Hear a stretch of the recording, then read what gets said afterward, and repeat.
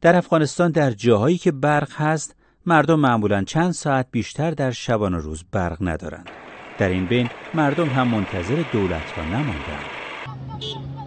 در این کشور در شهر باشد یا روستا، کمتر خانه‌ای را می‌شود دید که چند صفحه خورشیدی برای تولید برق نداشته باشد. به خاطر یک انرژی مفت است، یک دفعه مصرف می‌کنی ولی همیشه انرژی استفاده می‌کنی.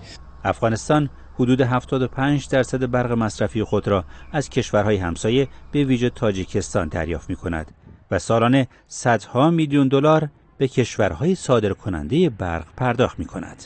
یکی از شهروندان کابلی میگوید با استفاده از انرژی خورشیدی به جای پرداخت هزینه برق وارداتی برای خودمان سرمایه گذاری میکنیم.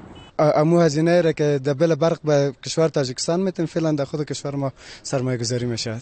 اما علاوه بر شهروندان، حکومت سرپرست افغانستان هم طرحهایی را برای تولید حدود 200,000 مگاوات برق از انرژی خورشیدی در دست دارد. ما توانستیم حدوداً 10 الی 14 پروژه را بزرگ نهایی بسازیم که حدود 6 قراردادش امضا کردیم. در ولایت‌های مختلف پروژه قرار داره.